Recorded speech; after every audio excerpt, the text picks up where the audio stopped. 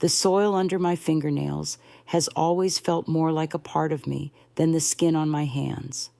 For 40 years, that rich, dark earth at the Oak Haven Community Garden was my sanctuary, my confessional, and my truest home.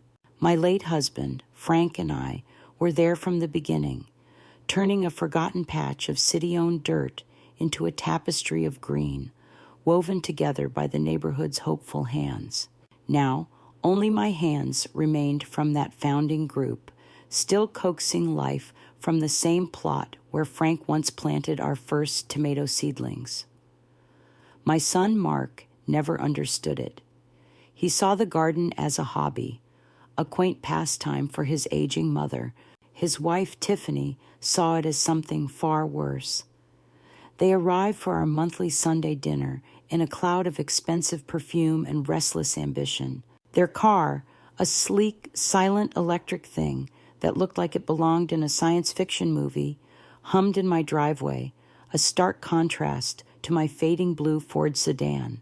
"Mom, the house looks cozy," Mark said, kissing my cheek while his eyes darted around my living room, cataloging the worn floral armchair and the faded photos on the mantelpiece. "It's the same as always, dear," I said, smiling. Tiffany, however, didn't bother with such thin pleasantries.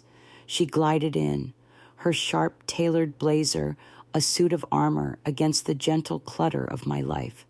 She surveyed the room not as a home, but as a real estate listing. "Carol, we need to talk," she said, setting her $1,000 handbag on the floor as if it might get contaminated by my well-worn rug. "Mark and I have an incredible opportunity. Over the pot roast I'd been slow cooking all day, they laid it all out. Their tech startup, SyncUp, an app that organized people's social lives in a way that sounded profoundly isolating to me, had a chance to secure major venture capital funding. But there was a catch. They needed to show more personal investment, more skin in the game, as Tiffany put it.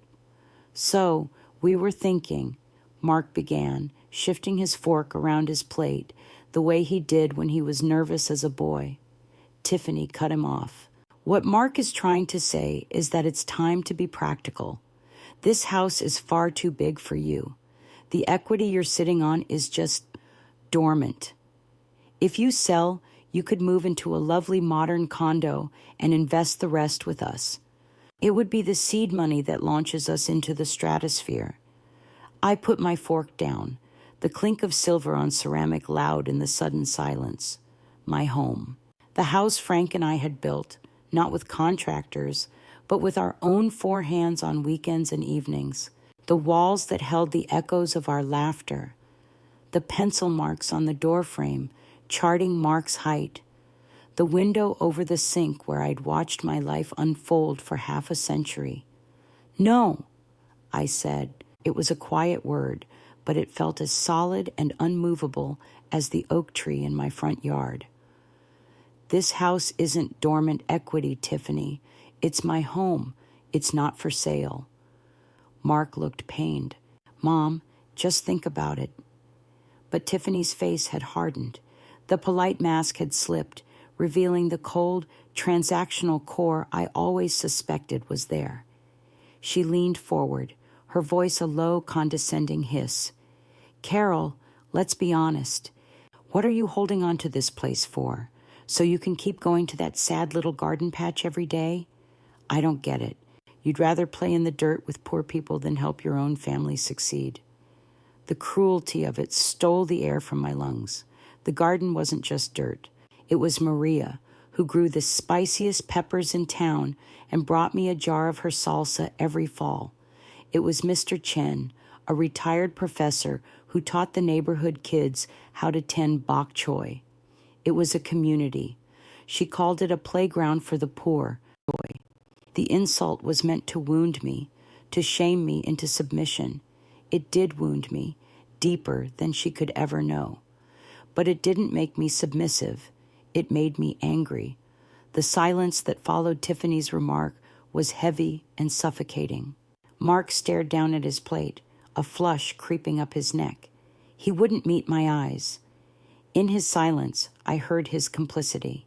He was my son, but he was also her husband, and in that moment, I saw clearly which role he had chosen to prioritize. I pushed my chair back from the table, my appetite gone.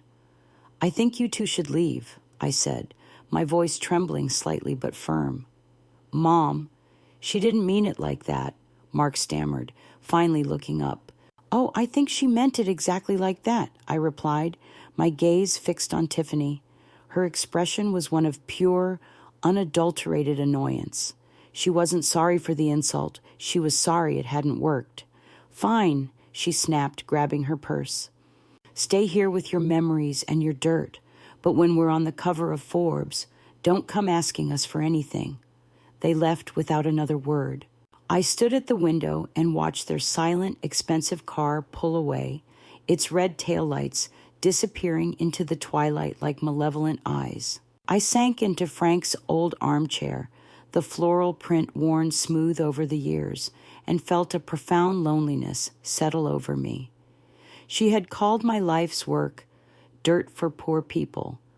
The words echoed in the quiet house.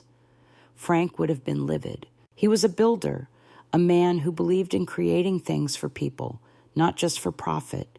He saw the garden as an investment in the soul of the neighborhood. He'd known every gardener by name, had helped them build their raised beds, and celebrated their harvests as if they were his own. Tiffany saw land and saw only its monetary value. Frank saw land and saw its potential for community. The next few days were a blur of forced normalcy. I went to the garden, as I always did. The familiar rhythm of weeding and watering was a balm, but a shadow lingered. I saw Maria fussing over her habaneros and felt a pang of Tiffany's condescension. I watched Mr. Chen patiently showing a young single mother how to stake her tomato plants and heard that ugly word, poor, in my mind. Tiffany had tried to poison my sanctuary. I tried to talk to Mark. I called him twice, but both times it went to voicemail. He sent me a text message later that night. "Things are tense right now, Mom. Tiff is really stressed about the funding. Let's give it some space." Space. He wanted space from his own mother after his wife had insulted the very core of my existence. I didn't reply. What was there to say? My son, the boy I had raised to be kind and considerate, was letting his wife's ambition bulldoze everything in its path, including our relationship. A week later, I noticed the surveyors. 2 men in bright orange vests were driving stakes with pink ribbons into the ground at the edge of the garden property, near the street.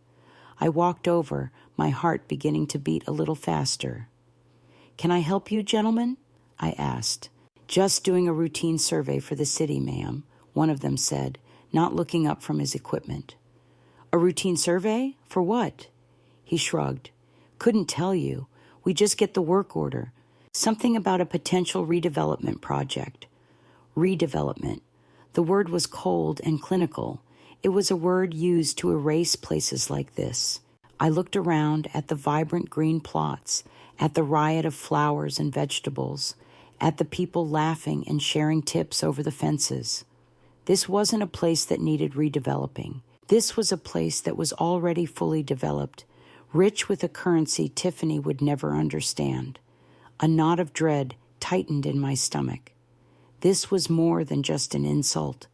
This was a threat. The surveyor's pink ribbons were like tiny, ominous flags of a coming invasion. The other gardeners were worried. Rumors began to fly around the plots like dandelion seeds in the wind. "I heard the city wants to put in a parking lot," said Maria, her hands stilled over her pepper plants.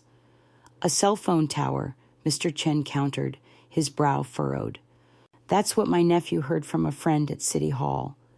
I tried to calm them, assuring them it was likely just a bureaucratic mix-up, but my own words sounded hollow. Tiffany's venomous comment about the garden echoed in my mind, intertwining with the word redevelopment. I couldn't shake the feeling that this was her doing. It seemed too audacious, too cruel, even for her, but the seed of suspicion had been planted. My first call was to the city planning department.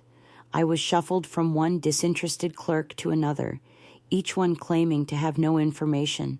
Finally, a weary-sounding woman told me to check the city council's agenda online. And there it was, buried under a dozen other items for the next meeting: proposal for the beautification and redevelopment of blighted municipal parcel 7B. I felt a chill run down my spine. Parcel 7B. That was the garden, our garden, labeled as blighted.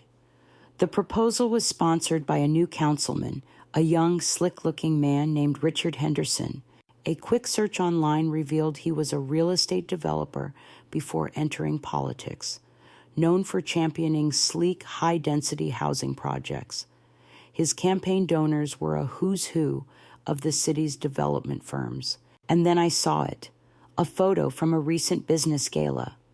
Councilman Henderson was standing next to another donor, a smiling, confident woman in a sharp blazer, my daughter-in-law, Tiffany. The pieces clicked into place with a horrifying certainty. This wasn't a coincidence. This was a coordinated attack. Tiffany couldn't get my house, so she was coming for my garden. She was trying to tear down my world, piece by piece, to prove that her vision of success, cold, sterile, and profitable, was superior to mine. I spent the next few days in a daze, tending to my plants with a heavy heart. Every flower I deadheaded, every weed I pulled, felt like a final, desperate act of love. I looked at the hands of my fellow gardeners, calloused, earth-stained, and capable, and saw the community Tiffany had so easily dismissed. This place wasn't blighted. It was blessed. The city council meeting was a disaster. I went with Maria and Mr. Chen. We sat in the back of the sterile wood-paneled room and waited for our turn to speak. When Parcel 7B came up, Councilman Henderson gave a polished presentation full of buzzwords like urban renewal, economic revitalization, and maximizing land use. He showed slides of the garden taken on a gray, overcast day, making it look dreary and neglected. He never once called it a garden. It was always the parcel or the underutilized space.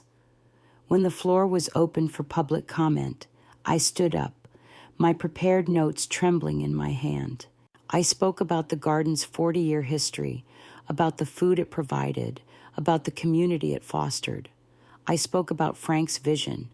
Maria and Mr. Chen spoke after me, their voices thick with emotion. But it was clear their minds were already made up. The council members listened with polite, vacant expressions. Henderson responded to our pleas with practiced sympathy. "We appreciate the community's attachment to the space," he said, as if talking about a childhood teddy bear. "But we must look toward the future. The proposal for a mixed-use commercial development will bring jobs and much-needed tax revenue to the city." The vote was a formality. It passed, 5-2, blighted. The official stamp had been placed on our little piece of heaven. Blighted. They had sentenced it to death. As we walked out of City Hall, defeated, my phone buzzed. It was a text from an unknown number. I opened it. It was a single sentence. "Progress is coming. Time to move on." I didn't need to see a signature. I knew it was from her. The end came faster than any of us expected. There were no further notices, no posted signs warning of the impending demolition, just the brutal mechanical roar that woke me before my alarm clock did. It was a sound that didn't belong in our quiet neighborhood, a deep, grinding growl that vibrated through the floorboards of my house. I threw on a robe and ran outside. The air was thick with the smell of diesel fumes. Down the street, at the entrance to the garden, was a horrifying sight. A massive yellow bulldozer, its metal claw raised like a predator, flanked by a fleet of dump trucks. My heart hammered against my ribs. "No," I whispered. I started running, my slippers slapping against the cold pavement. By the time I reached the gate, it was too late. The chain-link fence had been torn down, cast aside like a broken toy. The bulldozer was already inside. I watched in frozen horror as it lowered its massive blade and plunged into Mr. Chen's plot. The neat rows of bok choy, the delicate snow peas climbing their twined trellises, all of it was devoured in a single merciless push of earth. "Stop! Stop what you're doing!" I screamed, my voice thin against the engine's roar. A man in a hard hat and a safety vest intercepted me before I could get any closer. "Ma'am, you need to stay back. This is a city-authorized work site." "This is a garden," I cried, tears streaming down my face. "You're destroying people's food, their lives." He just shook his head, his expression impassive. "I just follow the work order, lady. It says clear the parcel." Other gardeners began to arrive, drawn by the noise. Maria let out a strangled sob as the bulldozer turned its attention to her plot, crushing 40 years of carefully amended soil and her prized pepper plants into a meaningless brown slurry. People were shouting, crying, pleading. It was chaos. It was a massacre of something beautiful and innocent. I stood there, paralyzed by a grief so profound it felt like a physical blow. I saw Frank's ghost everywhere, in the splintered wood of the raised beds he'd built, in the uprooted rose bush he'd given me for our anniversary, its pink blossoms now crushed into the mud. Everything we had built together, everything this community had nurtured, was being churned into oblivion. The demolition was brutally efficient. Within 2 hours, 40 years of history had been erased. Where there had once been a vibrant tapestry of green, there was now only a scar of raw, upturned earth. The air, which should have smelled of tomato leaves and damp soil, reeked of diesel and destruction. I sank to my knees on the sidewalk, the fight gone out of me, replaced by a cold, heavy emptiness. They had won. Tiffany had won. She hadn't just taken a piece of land. She had ripped the heart out of our community to prove a point. She had shown me that in her world, nothing was sacred if it stood in the way of money and power. As the trucks began to haul away the debris of our lives, a sleek black car pulled up across the street. It was Tiffany's. She didn't get out. She just sat there for a moment, looking at the devastation she had wrought. I couldn't see her expression through the tinted glass, but I didn't need to. I could feel her smug satisfaction from across the street. Then the car silently pulled away and disappeared. She had come to admire her handiwork.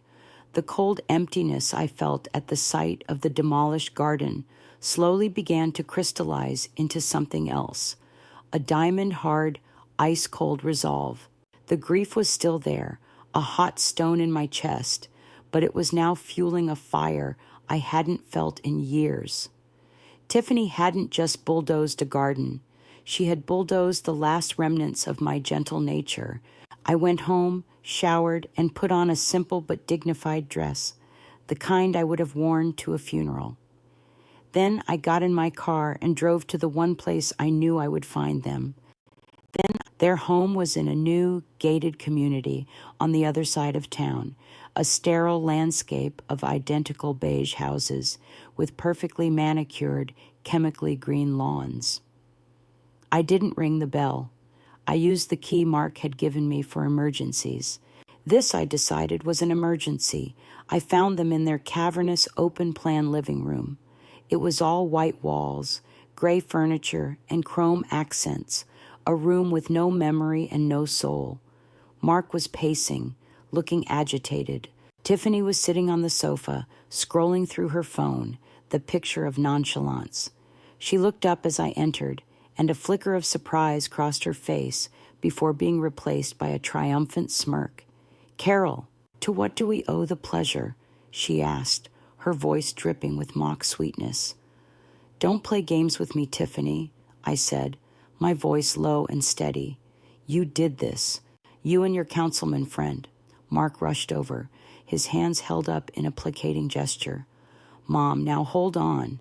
It was a city decision. It was going to happen eventually. "Don't you dare lie to me, Mark," I snapped, my eyes locked on Tiffany. "Don't you dare stand there and pretend you're just a bystander in the demolition of your father's legacy." Tiffany laughed, a short, sharp, ugly sound. She stood up and walked toward me, her arms crossed. "Legacy?" "Carol, it was a patch of dirt. A blighted, worthless patch of dirt in the middle of what is about to become a prime commercial zone. I didn't just do you a favor, I did the whole city a favor." "A favor?" I asked, my voice dangerously quiet. "You destroyed the work of dozens of families. You broke the hearts of an entire community. For what? So you could feel powerful? For progress," she shot back, her voice rising. "Something you wouldn't understand. I saw an opportunity. I connected with Councilman Henderson, who sees the future the same way I do. I made a compelling argument that the space was an eyesore holding back property values, and he agreed. It's called networking. It's called making things happen. You sit around waiting for things to grow. I build them." Her arrogance was staggering. She admitted it all without a shred of remorse, framing her cruelty as a virtue. She saw herself as a visionary, a titan of industry, and me as a sentimental old fool clinging to the past. "And the text message?" I asked. She smiled, a cruel, thin line. "Just a friendly reminder. The world moves forward, Carol. You can either get on board or get run over. You chose to get run over." I looked at my son, who stood silently by her side, his face pale and his eyes downcast. He had allowed this to happen. He had stood by while his wife waged war on his own mother, on the memory of his own father. "I see," I said, my voice hollowed of all emotion except a final chilling clarity. I looked from Tiffany's smug, triumphant face to Mark's weak, defeated one. "You wanted my house to fund your future. When I said no, you destroyed my past instead, to prove a point." "The point," Tiffany said, stepping closer, "is that old things have to make way for the new. It's the way of the world." I held her gaze. The fire in my chest was no longer just anger. It was a righteous, all-consuming inferno. She thought she had won. She thought she had reduced my world to rubble. She had no idea that from that rubble she had just handed me the stones to build an empire. "You're right about one thing, Tiffany," I said softly, turning to leave. "It is time for the new. You have absolutely no idea." I drove not home, but to the downtown branch of the First National Bank. The building was an old one, with marble floors and high ceilings that echoed with the quiet, serious hum of money. I hadn't been to my safe deposit box in years, not since Frank passed away, and I had to sort through our final documents. But I knew exactly what was in it. A polite young man led me into the vault, its massive steel door a testament to the secrets and treasures it held. He used his key, then I used mine, and a long, narrow metal box slid out. He showed me to a private viewing room and left, closing the door behind him. My hands trembled slightly as I lifted the lid. Inside, beneath my old passports and some heirloom jewelry, was a thick vellum folder tied with a faded ribbon. I carefully untied it and pulled out the document. It was the original deed for Parcel 7B, the Oak Haven Community Garden. My mind went back 38 years, to a stuffy lawyer's office. Frank was sitting beside me, his hand warm and steady on mine. He was donating the land, a piece of property his own father had bought on a whim decades earlier, to the city. He believed in public service, in giving back. But Frank was no fool. He was a builder, and he knew the shifting nature of cities and politicians. "I want to put in a special clause," he'd told the lawyer. "A reversion clause." The lawyer had raised an eyebrow. "That's a bit old-fashioned, Frank, but it's doable." And now, here it was, in crisp typed ink that had not faded with the years. I ran my finger over the words, my lips moving as I read them silently. The said parcel of land is hereby granted to the city of Oakhaven for the express and sole purpose of maintaining a public space for community gardening in perpetuity. Should the land at any time, for any reason, cease to be used as a public garden, ownership of the said parcel, and any and all improvements thereon, shall immediately and automatically revert to the grantor, Frank Miller, or to his legally recognized heir. His legally recognized heir, me. A slow, sad smile touched my lips. Frank, my practical, far-sighted Frank. It wasn't a trap he had set. It was a safety net.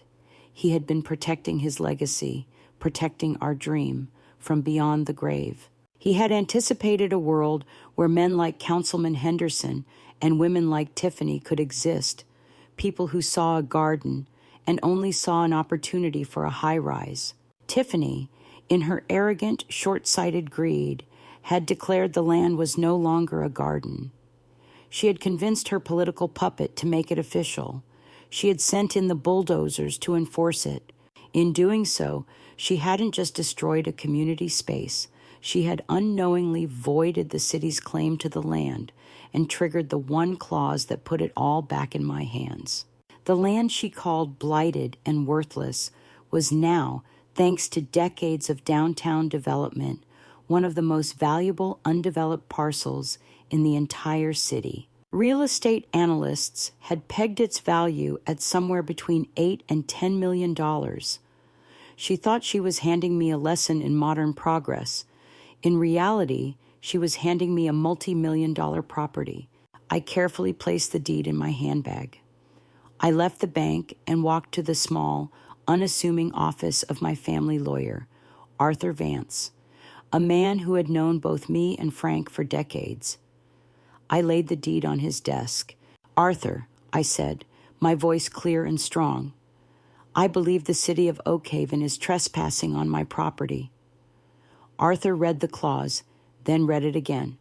A slow, wide grin spread across his face. "Oh, Carol," he said, looking up at me over his spectacles, "this is going to be fun." 3 days later, I stood on the sidewalk overlooking the muddy, ruined expanse of Parcel 7B. The air was crisp and a small crowd had gathered. There were reporters from the local news and the city paper, a few curious onlookers, and the heartbroken faces of my fellow gardeners. Arthur Vance stood beside me, holding a file, and across the street, just as I had anticipated, Mark and Tiffany's car pulled up. They got out this time. Tiffany's face was a mask of confusion and irritation. She had likely been called by Councilman Henderson, who had been summoned by my lawyer for an urgent matter of property ownership. Henderson arrived moments later, all bluster and feigned importance. "Carol, what's all this about?" he demanded, gesturing to the news cameras. "My office received a very strange letter from your attorney." "Councilman," Arthur said, stepping forward. "From your attorney. My client, Carol Miller, has asked you here to formally serve you with this." He handed the councilman a cease and desist letter and a notice of trespass. As of 9:05 a.m. 2 days ago, when your bulldozers officially ended the land's use as a public garden, the city of Oakhaven's ownership of this parcel became null and void.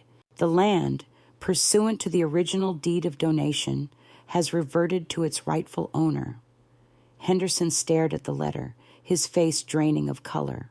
"What? That's impossible." "It's not, I assure you," Arthur said cheerfully, handing him a copy of the deed. "It's called a reversion clause, a beautiful, and in this case, ironclad piece of legal protection." Across the street, I could see Tiffany snatch the papers from Henderson's trembling hands. I watched her scan the page, her eyes widening, her confident smirk dissolving into a mask of pure, horrified disbelief. She looked from the paper to me, her mouth slightly agape. For the first time, I saw a crack in her armor of ambition. I saw panic.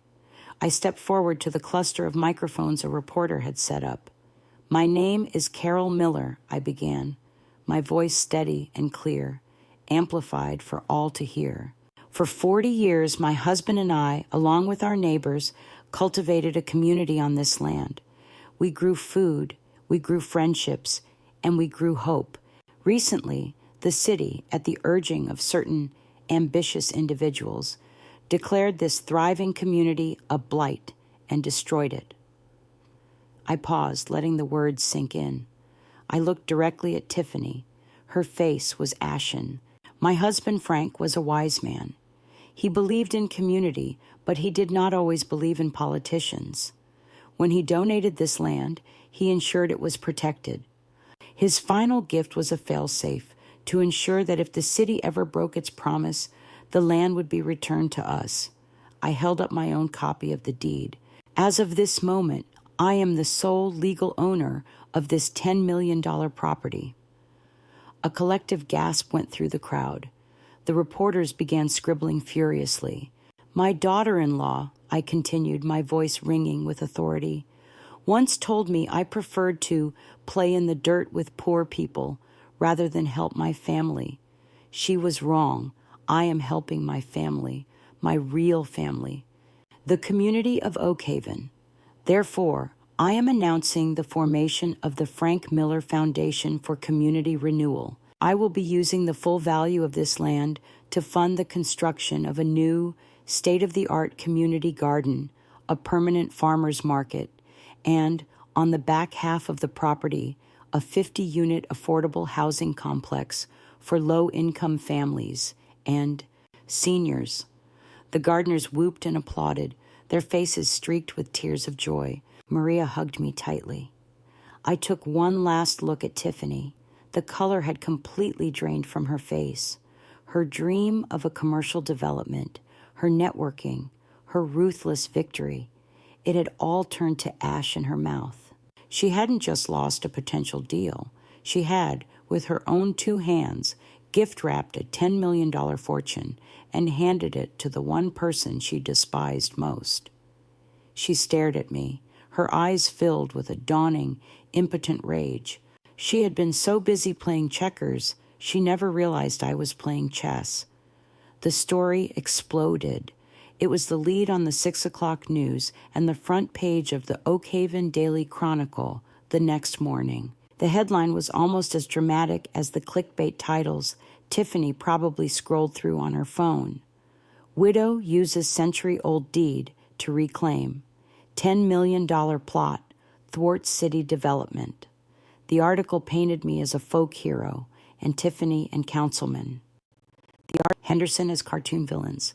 My daughter-in-law's cruel quote about dirt for poor people was included, attributed to an anonymous family source. The whole city was buzzing. The fallout for Tiffany and Mark was swift and brutal. Councilman Henderson, facing a full-blown ethics investigation and public ridicule, immediately distanced himself from them. He claimed Tiffany had grossly misrepresented the community sentiment about the garden. The venture capital firm they were courting, which had a community-focused clause in its mission statement, caught wind of the story. They pulled their offer of funding within 48 hours, citing reputational risk associated with SyncUp's founders. Their flashy startup was dead before it even launched. The skin in the game they so desperately needed was now the foundation for a project that represented everything Tiffany disdained. The irony was a dish best served cold, and it was a banquet. Mark called me a week later. I almost didn't answer, but I did. He sounded broken. "Mom, I am so sorry," he whispered, his voice cracking. "I never should have let it happen. I was weak. I was so caught up in her ambition. I forgot who I was. I forgot who Dad was." "Yes, you did," I said, my voice not unkind, but not forgiving either. Forgiveness was a long road he would have to walk by himself. She's a wreck," he continued. She hasn't stopped screaming for 3 days. About you, about the money, about how I'm useless. She blames me for not convincing you to sell the house. She blames everyone but herself. That sounds about right, I said quietly. I think we're done, Mom, he said, a sob catching in his throat. I can't live like this. I don't recognize her anymore. I don't recognize myself. Their marriage, built on a foundation as shallow as their ambition, crumbled under the first real pressure it faced. Tiffany's punishment wasn't just financial. It was the complete implosion of the life she had so ruthlessly tried to build. She had lost the money, the startup, the social standing, and now her husband. She was left with nothing but the bitter taste of her own greed. She had reaped the whirlwind she had sown. Months later, I stood on the same patch of land. The churned-up mud was gone. In its place were architects' blueprints spread across a folding table.